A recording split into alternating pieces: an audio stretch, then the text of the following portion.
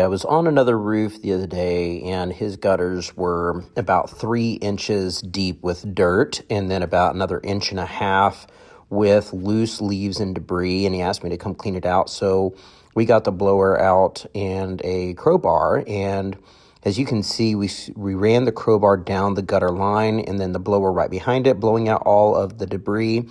As you can see, there was a lot of dirt in there, and so those gutter downspouts were also clogged, so we had to blow those out and get them clear. We also noticed on the side of the house that there was a lot of algae growing on the vinyl siding, and that's something that you can take care of with just some soft wash, maybe a bleach and water solution with a little bit of Dawn soap or some sort of dish soap as a surfactant, so it'll kind of hold that bleach to the surface and help kill the algae.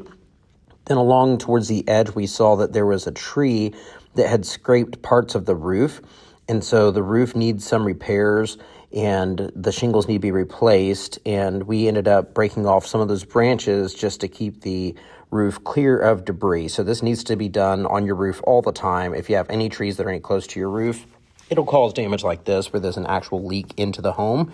As you can see, the tar paper is exposed right there, so that's really disastrous, and you'll end up getting water inside the house. So it's really important that you do annual maintenance on your roof. This is something that most roofers don't ever talk about. Your roof should be maintained, and some of the sealants on the roof, like the caulking, the polyurethane, or silicone, they need to be replaced every year or 2 years, sometimes up to 3 years if you have the right kind of sealant, like a polyurethane. What you're seeing right now is the back side of the gutters. Obviously, this section did not have a lot of trees over it, so there were not many leaves in this part of the gutter. So the downspouts over here were not very dirty either, as you can see, but there was a lot of granular loss. Those shingles are starting to lose granules. Now, the last thing we noted here is the rusty nails in this flashing and the loose flashing. So it's a really good idea when you have head wall flashing like this, or roof to wall flashing, or wall to roof flashing. They actually screw it down with some roofing screws. It's really important because over time, the nails, with the expansion and contraction of the seasonal changes, those nails are going to back out, and so that flashing is going to pop up. So it's really best to have roofing screws installed in that flashing, and those are screws that have neoprene washers on them, and the neoprene washers are covered by a little sheathing of metal.